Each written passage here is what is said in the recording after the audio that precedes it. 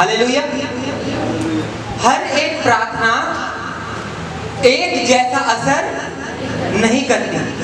Hallelujah. Bible में चीजों को लेने के लिए, परमेश्वर को प्रसन्न करने के लिए, परमेश्वर को यहां तक कि अपनी ओर देखने के लिए, आकर्षित करने के लिए भी बाइबल के अंदर प्रार्थनाएं दी गई है। Hallelujah, hallelujah. मतलब आप प्रार्थना कर रहे हैं और परमेश्वर ध्यान नहीं दे रहे हैं अगर, तो बाइबल में वो दिया गया है कि कैसे आप परमेश्वर को अपनी ओर मुड़ने के लिए मजबूर कर दें। बाइबल में ऐसी प्रार्थना बोली गई है कि आप मांग रहे हैं एक रोटी और परमेश्वर कहे मैं तेरे को रोटी ही नहीं, मैं तेरे को सब्जी भी दूंगा, मैं तेरे को भेड़ बकरी भी दूंगा। बाइबल में ऐसी भी प्रार्थना है।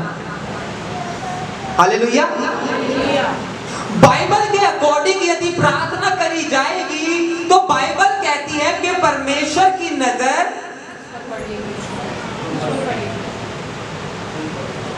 उस पर पड़ेगी।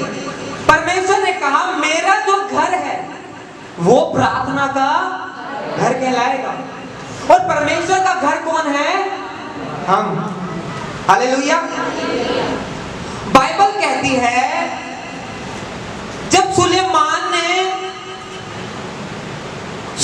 ने कहा प्रभु मुझे बुद्धि चाहिए, मुझे बुद्धि चाहिए, क्योंकि मेरे को आपके लोगों को सच्चाई से चराना है। मतलब मैं ऐसा नहीं चाहता कि मेरे से कोई ऐसी गलती हो कि मैं तेरे लोगों के साथ अन्याय करूं। थोड़ा आवाज कम करो। हालेलुया। उसने कहा प्रभु मेरे को ऐसी शुद्ध बुद्धि दे, मेरे को ऐसा विजडम दे कि मैं जब भी तेरे लोगों से मिलूं तो एक एक के जीवन में तेरी आत्मा के द्वारा वो बातों को बोलूं ताकि उनका जो पैर है वो इधर उधर ना जाए। परमेश्वर ने कहा अच्छा,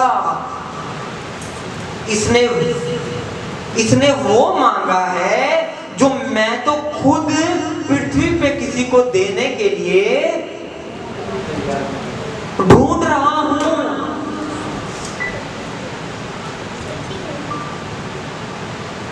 हालेलुया।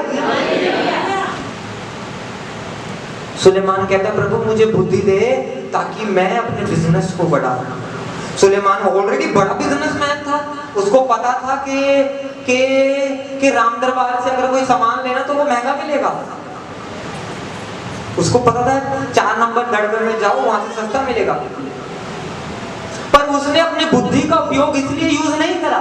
उसने परमेश्वर से विजडम मांगा कि प्रभु मुझे आपके साथ चलने के लिए विजडम चाहिए।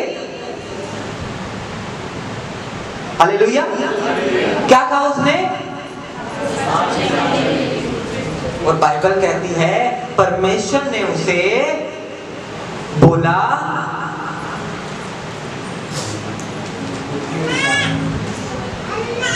कि मैं तुझे बुद्धि ही नहीं,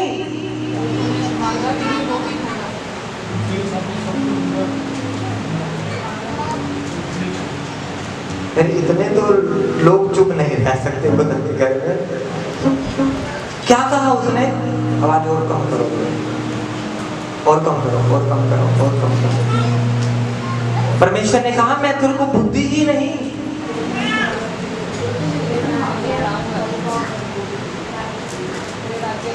जो तूने नहीं मांगा। क्या नहीं मांगा था उसने? धन नहीं मांगा था उसने, दौलत नहीं मांगी थी उसने, शोहरत नहीं मांगी थी उसने, अपनी गद्दी नहीं मांगी थी कि मेरी गद्दी को स्टेबल रखना। उसने इनडायरेक्टली मांगा वही था, पर अकॉर्डिंग टू परमेश्वर कि मुझे तेरे लोगों की सेवा करने के लिए, तेरे लोगों का मैं अन्याय ना करूं, मुझे इस मारे बुद्धि दे। तो ऑलरेडी उसने कहा था देख मैं राजा बनना चाहता हूं, मैं ऐसा राजा बनना चाहता हूं जिससे न्याय ना हो। कितने लोगों को समझ में आ रहा है? हालेलुया।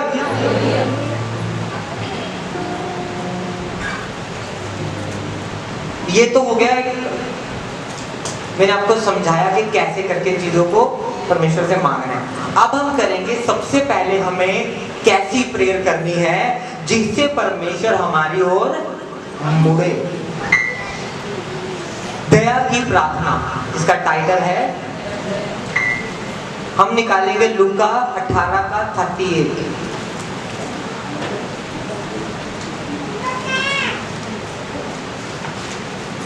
लूका 18 का 38, 18 का 38।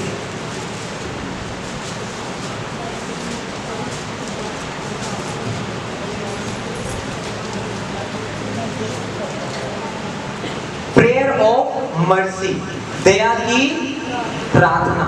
लिख लिया सभी ने? लूका 18 का 38 पढ़िए कोई ऊंची आवाज में। तब उसने पुकार के कहा, हे यीशु, दाऊद की संतान, मुझ पर दया कर। जो आगे आगे जा रहे थे वे उसे डांटने लगे कि चुप रहे, परंतु वह और भी चिल्लाने लगा, हे दाऊद की संतान, मुझ पर दया कर। पढ़ो। तब यीशु ने खड़े होकर आज्ञा दी कि उसे मेरे पास लाओ, और जब वह निकट आया तो उसने पूछा, तू क्या चाहता है कि मैं तेरे लिए करूं? उसने कहा, हे प्रभु, यह कि मैं देखने लगूं। यीशु ने उससे कहा, देखने लग, तेरे विश्वास ने तुझे अच्छा कर दिया है। हालेलुया। मतलब एक ऐसा व्यक्ति जो सदियों से नहीं देख पा रहा है, और जब वो यीशु के करीब भी आता है, और जब वो यीशु को आवाज भी मारता है, तो भी विश्वासी यानी यीशु के चेले ही उसे कह रहे हैं, चुप चुप चुप। अब कोई माइक में पढ़ो एक बार। तब उसने पुकार के कहा, हे यीशु, दाऊद की संतान, मुझ पर दया कर।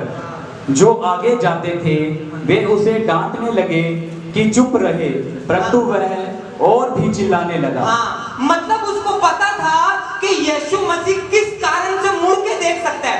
उसको पता था यदि मैं यीशु को कहूंगा कि मुझ पे दया कर, तो यीशु मसीह मेरी ओर देखने के लिए मजबूर होएगा। अगर वो कहता मेरी आंखें खोल दे,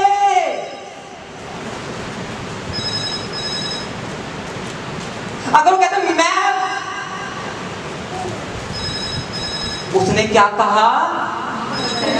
उसने क्या कहा? मुझ पे दया कर। और चेलों ने कहा, चुप चुप हो जा, भी यीशु मसीह जा रहे हैं। पर उसने अपनी आवाज को दया वाली क्या करा? और भी चिल्लाना, और भी ऊंचा कर दिया। क्योंकि चंगाई तो उसे चाहिए थी, चेलों को थोड़ी चाहिए थी। परेशान तो वो था ना, चेले थोड़ी थे। दिख तो उसे नहीं रहा था, चेलों को थोड़ी।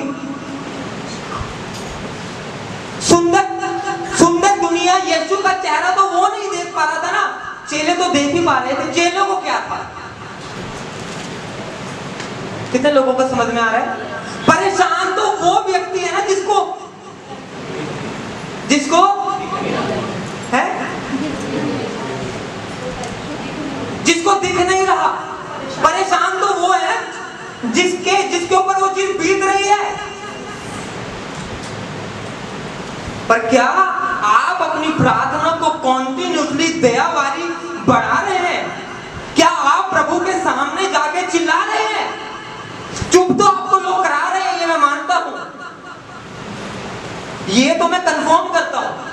बाइबल कहती है बिंदु भी है जो पूरा नहीं होगा, तो ये चिल्लाने और चुप कराने वाला क्यों ना पूरा होगा? पर अगर कोई तुम्हें चुप करा रहा है प्रार्थना करने के लिए, तो क्या तुम उसकी तरह प्रभु के सामने दया के लिए चिल्ला रहे हो?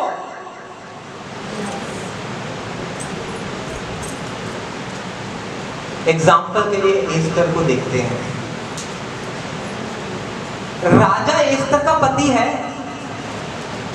राजा एस्तर का पति है, पर वो फिर भी उपवास रखकर दया लेकर अपने पति के पास जा रही है।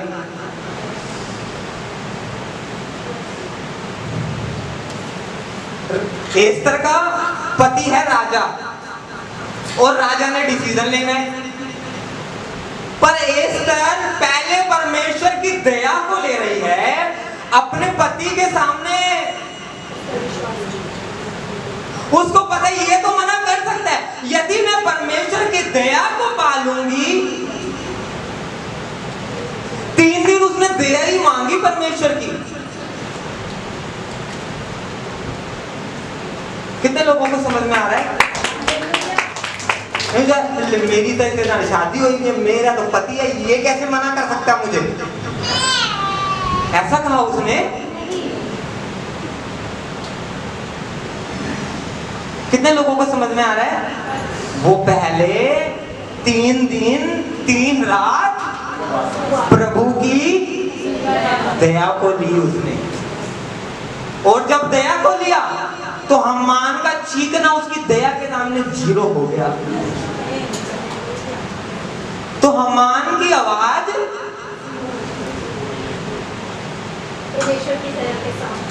क्या हो गई?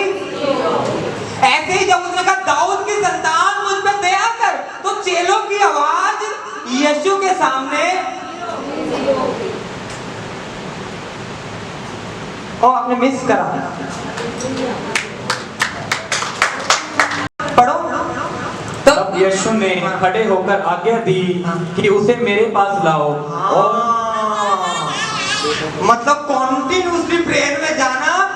आप यीशु के पास जाना चाहते हैं, दुनिया आपको रोक रही है, आपने दया मांगी, यीशु ने ही कह दिया इसे मेरे पास लेके आओ। आप जाना चाहते हैं,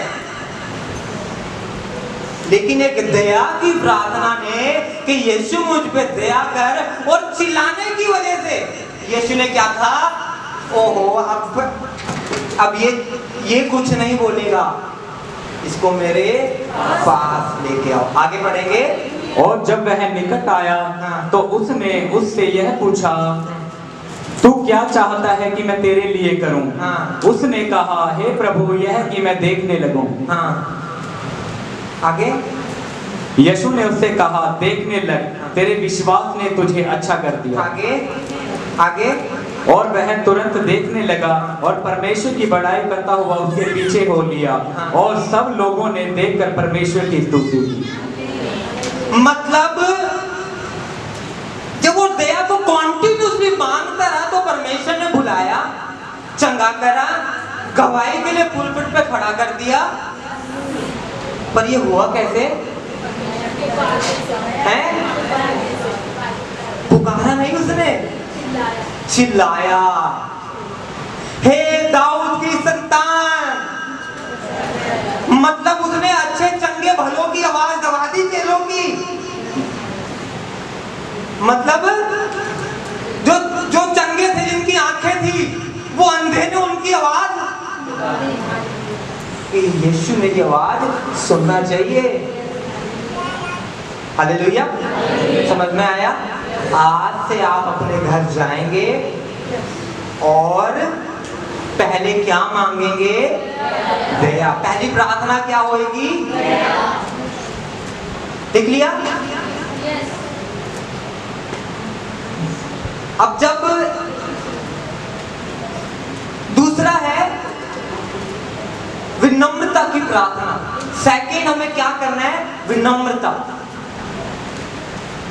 मतलब परमेश्वर के सामने अपनी बड़ाई नहीं दिखानी। ये उनके लिए है जो लोग मसीह में दोबारा रिटर्न करते हैं, जो मसीह में दोबारा, जैसे मान लो कोई मसीह में आया, उससे थोड़ा बहुत गलत हो गया, वो थोड़ा सा पीछे हट गया और फिर दोबारा मसीह में आया। अब वो कैसे प्रार्थना करे? आइए हम आयत को निकालते हैं, लूका उसका 15 का 19, फटाफट पढ़ेंगे। अब इसी योग्य नहीं रहा कि तेरा पुत्र कहलाऊं, मुझे अपने एक मजदूर की नाई रख ले। Hallelujah, hallelujah, hallelujah. यहाँ पे उड़ाऊ पुत्र का दृष्टांत है। उसके दो पुत्र थे, एक अपने पिता से लड़के जायदाद लेके चला गया, हालेलुया, जायदाद लेके चला गया। और जब वो गया वो परेशान हो गया, लेकिन जब वो दोबारा अपने पिता के पास आता है तो वो पिता को क्या कहता है, पढ़ो। अब इस योग्य नहीं रहा कि तेरा पुत्र कहलाऊं, मुझे अपने एक मजदूर की नाई रख ले।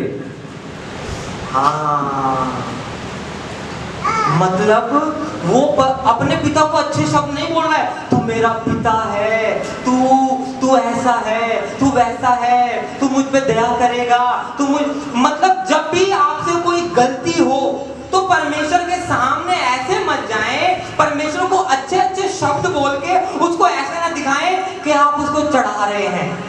ओ आप तो मुझ पे दया करते हैं प्रभु, प्रभु आप मुझ पे ऐसा कर, नहीं नहीं नहीं नहीं नहीं नहीं नहीं। परमेश्वर के सामने जब आप जाएं तो क्या लिखा है, प्रभु को कहें, अब मैं इस योग्य नहीं रहा कि तेरा पुत्र कहलाऊं। प्रभु को अच्छे शब्द बोल के उसका ध्यान केंद्रित ना करे। उसने अपने पिता को अच्छे शब्द बोल के उसका ध्यान केंद्रित नहीं करा। उसने क्या कहा, अब मैं इस योग्य नहीं रहा कि तेरा पुत्र कहलाऊं। हाँ, हम पढ़ेंगे 17 आयत को, पढ़ो भैया।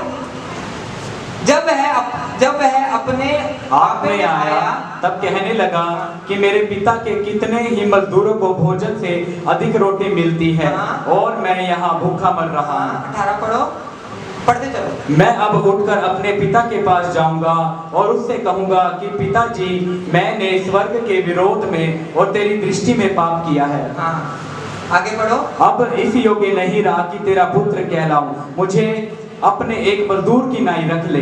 हाँ, उसने अच्छे शब्द बोले थे, अपने पिता के पास गया, वो अच्छे शब्द बोल के प्रभु का ध्यान केंद्रित ना करे, उसको बोले प्रभु मैं आपके पास आया हूं, आप मेरे को बदलें। ये बोलकर परमेश्वर का ध्यान अपनी ओर केंद्रित करें। दाऊद ने जब गलती करी, दाऊद ने क्या कहा, दाऊद ने कैसे परमेश्वर का ध्यान केंद्रित करा, कैसे करा,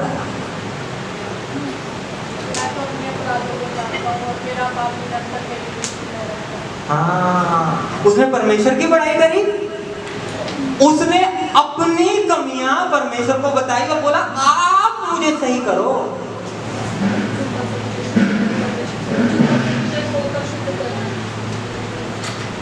यहाँ पे लिखा है हमें परमेश्वर से हमें बदलने के लिए कहना है, पर ध्यान केंद्रित करना चाहिए, यह प्रभु को प्रसन्न करता है। हमें परमेश्वर को क्या कहना है, बदलने के लिए कहना है ना, कि प्रभु आप मेरे को बदलें।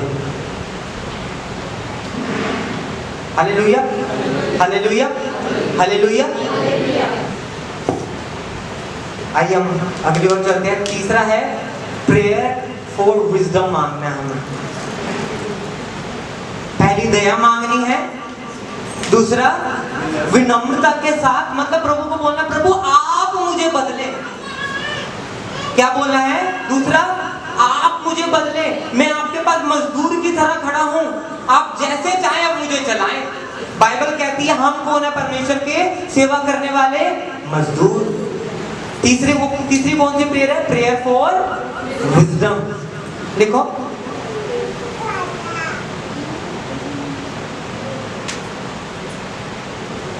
ये जो प्रार्थना है प्रेयर फॉर विजडम, ये आपको जब करनी है जब आपको कुछ पता नहीं चल रहा कि मेरे को करना क्या है। बच्चों का एडमिशन कहाँ कराना है, मैं कौन सी गाड़ी लूं, मैं कौन सा घर लूं, कहां पर घर लूं, इसके लिए हम आयत निकालेंगे पहला राजा 3:9। ध्यान से सुनिए, आपके लिए बहुत कारगर चीज है। यदि आप इसे ऐसी प्रार्थना करेंगे तो आपका उत्तर बहुत जल्द यीशु मसीह के नाम में आपकी झोली में होगा। पहला राजा 3:9। तू अपने दास को अपनी प्रजा का न्याय करने के लिए समझने की ऐसी शक्ति दे कि मैं भले बुरे को परख सकूं, क्योंकि कौन ऐसा है कि तेरी इतनी बड़ी प्रजा का न्याय कर सके। हाँ, ये किसने कहा था? सुलेमान ने। देखो वो कैसे मांग रहा है, मतलब उसको नहीं पता कि मैं दोबारा पढ़ो भैया। तू अपने दास को अपनी प्रजा का न्याय करने के लिए समझने की ऐसी शक्ति दे कि मैं भले बुरे को परख सकूं, क्योंकि कौन ऐसा है कि तेरी इतनी बड़ी प्रजा का न्याय कर सके।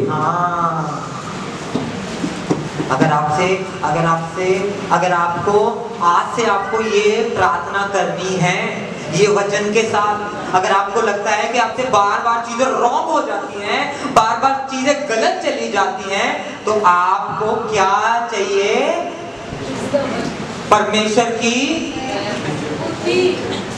परमेश्वर का। दाऊद ने किस लिए मांगा कि प्रभु मेरे को बता मैं क्या करूं? दोबारा पढ़ो भैया। तू अपने दास को अपनी प्रजा का न्याय करने के लिए समझने की ऐसी शक्ति दे कि मैं भले बुरे को परख सकूं, क्योंकि कौन ऐसा है कि तेरी इतनी बड़ी प्रजा का न्याय कर सके।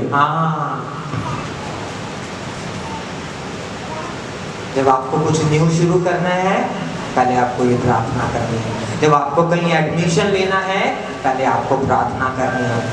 इस वचन से कितने लोगों को समझ में आ रहा है कि प्रभु, उसने कहा मैं भले और बुरे को समझ सकूं, मतलब मेरे को पता हो इसमें मेरी भलाई है और इसमें मेरा, ये वचन लिख लेना।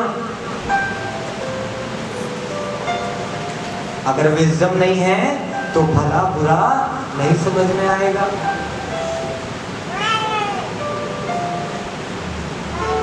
कहां पे लिखा है? आपने लिखा? देखो आपने वो वचन को मिस करा जो आपके भले और बुरे के लिए है। क्या मिस कर दिया? भले और बुरे के लिए। दोबारा पढ़ो आयत को एक बार ध्यान से समझना। तू अपने दास को अपनी प्रजा का न्याय करने के लिए समझने की ऐसी शक्ति दे कि मैं भले बुरे को परख सकूं, क्योंकि कौन ऐसा है कि तेरी इतनी बड़ी प्रजा का न्याय कर सके। आप अपने भले बुरे को जानते हैं? फिर वचन, अगर ये वचन आपको मिला, आपको एकदम से नोट करना चाहिए था। मेरे को नई चीज करनी है। प्रभु मेरे को भले बुरे का ज्ञान चाहिए। प्रभु मेरे को चर्च में सामान लेना, मैं पहले ही प्रेम किया था प्रभु। वेस्ट ऑफ मनी आपको अच्छी नहीं लगती, और मैं सामान लेने जा रहा हूं, तो अब आप मुझे भले बुरे का ज्ञान दें। कितने लोगों को समझ में आ रहा है? आप दवाई खा रहे, आराम नहीं मिल रहा, आप भले बुरे का परमेश्वर से बुद्धि नहीं मांग रहे, जब भी तो अच्छा डॉक्टर नहीं मिल रहा। डॉक्टर परमेश्वर की ओर से, परमेश्वर का खुद एक चेला वैद्य था। आपको पता नहीं चला घर में क्या चल रहा है, कैसे सेट हो ये बुरा और हमें भलाई का ज्ञान तो दे, कैसे चलूं मैं। नीति वचन 3:5 में लिखा, मुझको स्मरण करके सब काम करना तो मैं तेरे लिए। स्मरण तो पीछे रखा है, आने के बाद सब कुछ टूटने के बाद कहते प्रभु तो क्या बेटा, ये जो लास्ट वाली चीज थी ना, ये पहले करनी थी, तो जो पीछे वाली थी ना वो तुम्हें दिखती ना। भैया फिर ये आयत मेरी बहुत फेवरेट आयत है, ये मैं अपने बिजनेस में यूज करता हूँ, तो मैं बिड करता हूँ कि मारूं या ना मारूं, प्रभु बता, क्योंकि पैसों की आ रही है भीड़ बहुत ज्यादा आज के टाइम में, 6-6 हज़ार रुपए लगते हैं उसके अंदर। ये मैं वहां पे यूज करता हूँ, प्रभु तू मेरे को विजडम दे, इसमें बिड मारूं या ना मारूं, अगर मारूं तो कितने डॉलर की मारूं कि ये मेरे पास ही आए। ये जो मैं करता हूँ आपको बता रहा हूँ, क्योंकि मैं नहीं जानता कि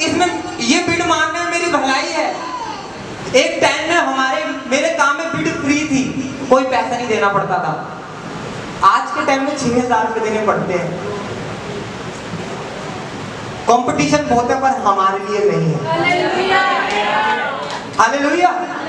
तो वहां पे मैं ये वचन का क्या करता हूँ, पूरा वचन नहीं बोलता, प्रभु आपके जैसे आपने सुलेमान को बताया था ना, बेटा क्या लेना है क्या नहीं लेना है, आप ही मुझे बताएं मैं इस पे बिड मारूं या ना मारूं।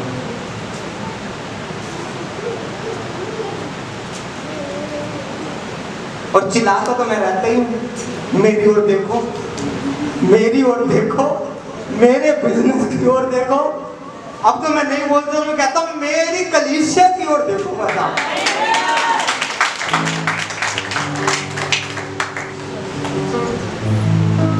मैं आपसे सच कहूं, मैं अपनी बहुत सारी चीजें ना भूल चुका हूं। मैं आपसे, ये पुलपिट है, मेरी परमेश्वर की वेदी है, मैं अपनी ना बहुत सारी चीजें भूल चुका हूं, हैं? हाँ, अब मेरा जो फोकस चलता है ना, वो यही चलता है कि प्रभु के घर में लाना क्या है। आज ना आप जो अपनी ऑफरिंग देते हो ना, आज ना मैंने ओक्टा पैड ना खरीद लिया था। तो भाई सुनो, ओक्टा पैड मेरा, मैं दूसरी पैड को स्लिप दिखाता, मैंने ओक्टा पैड खरीद लिया, क्या चर्च में बजाएंगे, पर वो ना डिफेक्ट कर दिया। सो आज नहीं तो संडे नहीं तो क्या हुआ, आप जो भी ऑफरिंग दे रहे हैं वो 100% परमेश्वर के कामों के लिए यूज। अभी देखो हमने कितना अच्छा स्टैंड लिया है नया कैमरे का। हालेलुया। अगले हफ्ते आप ऑक्टा पैड बजता हुआ देखोगे। प्रार्थना करना बस कि अब मैं वहां से नहीं लूंगा, अब तो मेरे पास टाइम है, अब मैं पूरे हफ्ते सर्च करूंगा और एक की दुकान पे जाऊंगा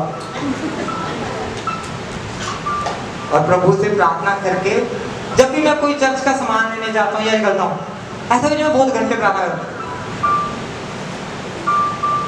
तो मैं जा रहा हूँ, आप मेरे साथ रहना। बाइबल कहती है आपको स्मरण करके सब काम करना, आप मेरे सीधे मार्गों पर निकालेंगे। जिस सेल्समैन से मिलूँ उसका फेवर मेरे पे आए प्रभु, हर एक वो चीज़ खुदावन जो आपके भवन के लिए सही ना हो वो मैं ना लेने पाऊँ। बस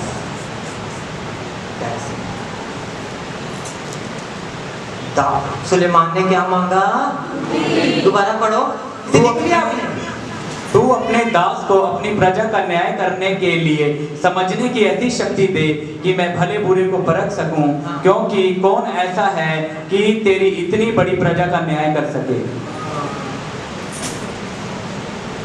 ये वचन आप दूसरों की काउंसलिंग के लिए भी ले सकते हैं, है ना। मेरे से लोग बात करते तो मैं क्यों प्रार्थना करता हूँ, खुदा मतलब मेरा पर्सनल वो एक अलग है, लेकिन प्रभु जब ये मेरे पास तेरे नाम से आए और तेरे पे विश्वास करके आए, तो प्रभु आप मेरे को ऐसे शब्द देना कि ये कभी भी भटकने ना पाए। और मैं वो खुद तो नहीं दे सकता, मेरे में तो कोई हैसियत नहीं है, उसके लिए मेरे को क्या मांगना पड़ेगा, ये ऐसा नहीं है, ऐसा नहीं है। आप भी लोगों से मिलते हैं, लोगों को बताते हैं ये नहीं ये, पर कभी कभार शायद गलत निकल जाता है। लेकिन अब क्या करेंगे इस वचन से? हालेलुया। जोर से परमेश्वर के लिए ताली बजाएं। चौथा है शुद्ध हृदय से प्रार्थना।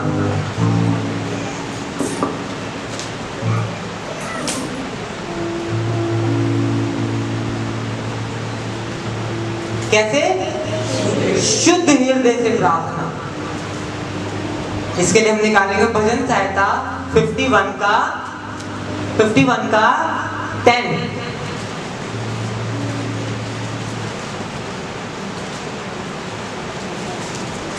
निकालो। हे परमेश्वर, हाँ। मेरे अंदर शुद्ध मन उत्पन्न कर, हाँ। और मेरे भीतर स्थिर आत्मा नए सिरे से उत्पन्न कर। बस सभी जने पढ़ो एक बारी।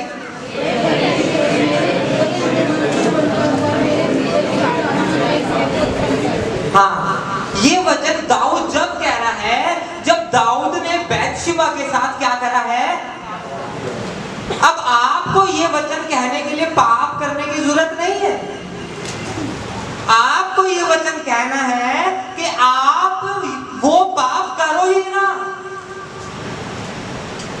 हालेलुया। अब ध्यान से सुनना, मैंने कहा ये वचन दाऊद ने कहा, क्या लिखा भैया पढ़ो। हे परमेश्वर, मेरे अंदर शुद्ध मन उत्पन्न कर और मेरे भीतर स्थिर आत्मा नए सिरे से मतलब दाऊद ने कहा मेरे अंदर शुद्ध मन उत्पन्न कर। शुद्ध मन नहीं था तो नजर गलत चलेगी, नजर गलत चलेगी तो ख्याल बन गया, ख्याल बन गया तो ख्याली को बुला लिया। आप समझ रहे हैं,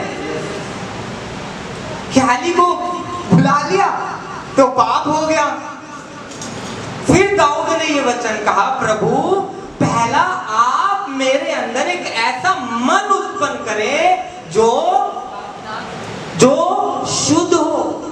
अब ये वचन आपको इस माने बोलना है कि आप वो पाप जो दाऊद ने करा है वो आप ना कर सको, ताकि आप उस पाप से पहले ही क्या रहो, अवेयर रहो। दाऊद ने ये वचन बोला कि मैं वो गलती ना करूं। कितने लोग इस वचन से प्रार्थना करते हैं कि मेरे मन को शुद्ध कर। जब आप शुद्ध मन के लिए प्रार्थना करेंगे ना तो आपको वो दारू का गिलास ललचा नहीं सकता। कितनी माताएं अपने बच्चों के लिए प्रार्थना करती है कि इनके अंदर शुद्ध मन उत्पन्न कर।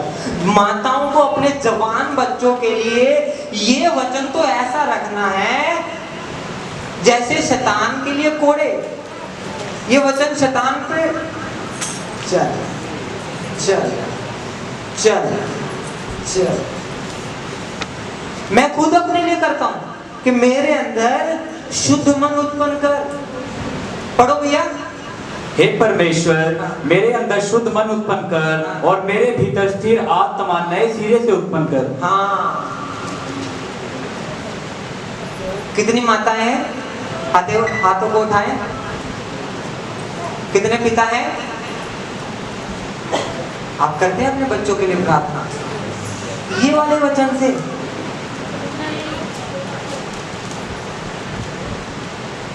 जो वो देखकर आते हैं वो जिद करते हैं, जो यहाँ वहां देखते हैं वो जिद करते हैं।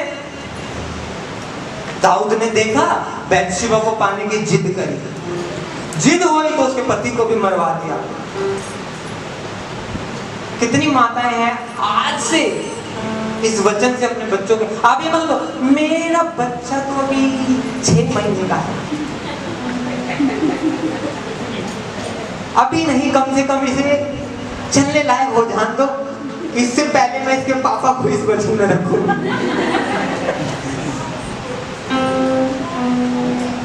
नहीं, आपको यदि वो गर्भ में भी है ना तो उससे पहले ही आपको क्या करनी है, आप उसके पापा के लिए भी कर सकते हो, वो आपके ऊपर है। कितने लोगों को समझ में आ रहा है? ये वचन बहुत पावरफुल है। सुलेमान का जो मैंने आपको बताया वो ये वचन, मैं कह रहा हूं गलती करना नामुमकिन हो जाएगा आपके लिए, भूल जाएंगे आप गलती करना है यदि आप ये वचन से रेगुलर प्रार्थना करना शुरू कर देंगे। आप समझ रहे हैं? कितने लोग आज से प्रार्थना करेंगे?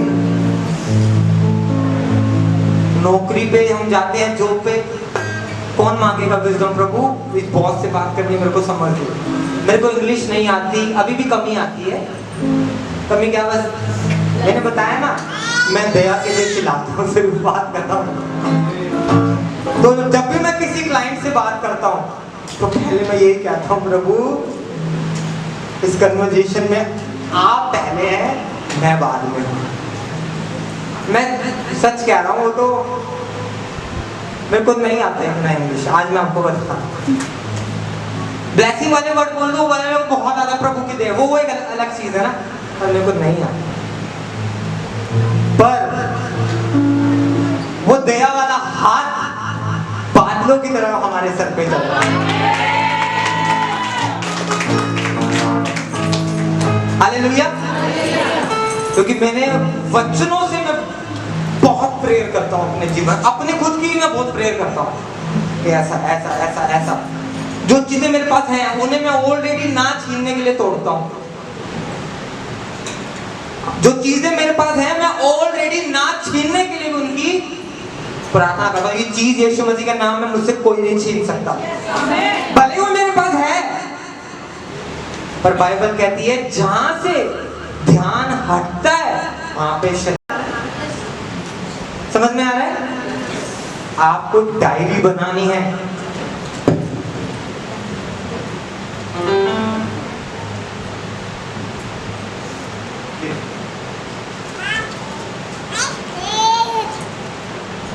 इसमें मेरे बैंक तक का लिखा है कि मुझे बैंक सही रहे। इसमें ये लगाया हुआ है माई प्रेयर पॉइंट प्लान। मतलब इसमें कुछ ऐसे विषय लिखे हैं कि मेरे को कॉन्टिन्यूसली ये चाहिए, मतलब ये बढ़ते रहने चाहिए, ये रुकने नहीं चाहिए, ये बढ़ती रहनी चाहिए। मैं नहीं कह रहा हूँ मैं इनके अंदर एवरी मंथ 100 रुपए बो रहा हूँ, मैं नहीं कह रहा हूँ कि मैं हर महीने के अंदर 1000 रुपए बो रहा हूँ। पर ये प्लांट है, प्लांट का मतलब क्या होता है? पौधा। मैंने काफी पहले पौधा लगाया था, ये मेरे बिजनेस का पौधा है प्रभु आपके सामने।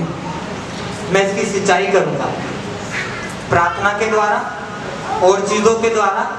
प्रभु ये दूसरी चीज का पौधा है और ये कम से कम 10-12 पौधे हैं। 10 पौधे देख लो।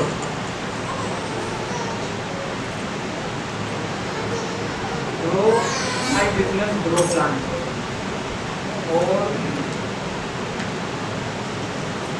और एक है Lord all hidden things come before in me plant. मतलब हर छुपी हुई चीज मेरे सामने आ रही है। प्रेयर प्लांट है मेरा। ऐसे थोड़ी मेरे को चीजें सामने आ जाती हैं एकदम से। आप समझ रहे हैं? हालेलुया। ये मेरा बहुत सारी चीजें लिखी है इसके अंदर। आज से मैं नहीं कह रहा हूं तो ऐसा प्रेयर प्लांट लगाओ, पर लेकिन आज से इन वचनों को फर्स्ट प्रायोरिटी दो। पति को बदलना है तो बोलने के लिए समझ चाहिए, है ना? हालेलुया। जोर से परमेश्वर के लिए तालियां बजाएंगे।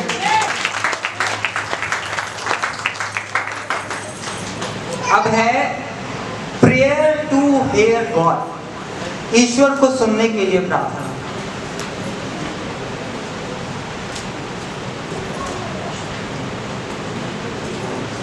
इसके लिए हम निकालेंगे पहला शमूएल उसका 3 का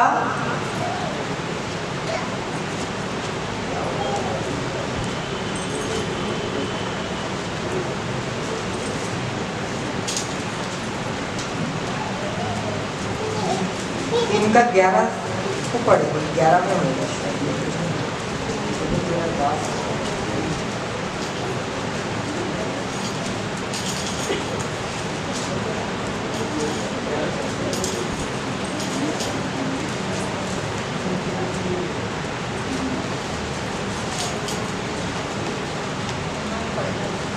पहला शमूएल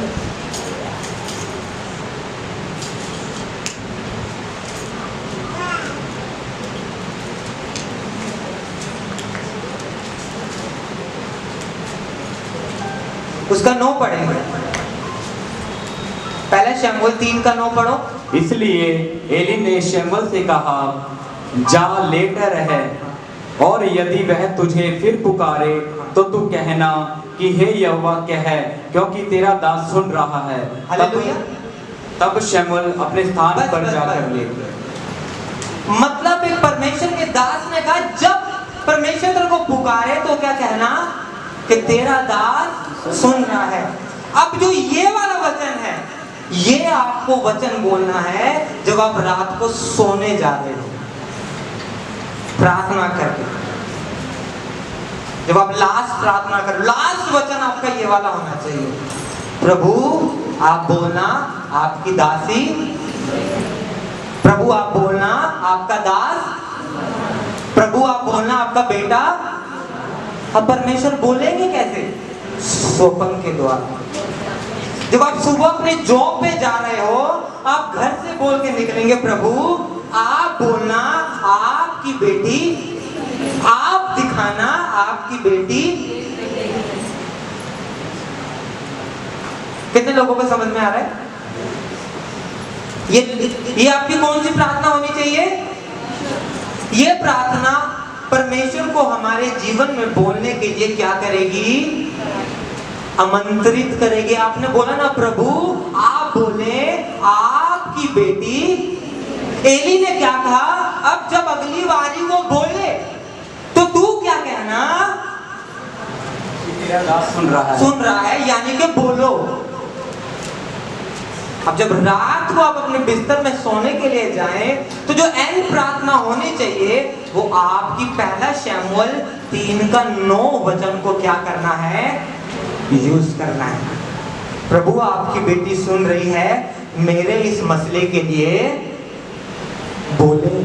प्रभु आपकी बेटी सुन रही है मेरे बच्चों के लिए। प्रभु आपका बेटा सुन रहा है मेरी नौकरी के लिए। प्रभु आपका बेटा सुन रहा है मेरे बिजनेस के लिए।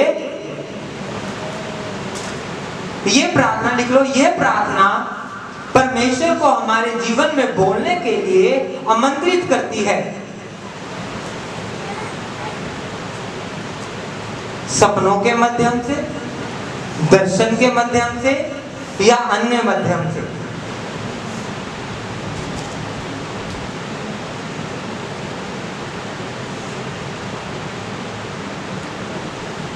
कितने लोगों ने लिखा?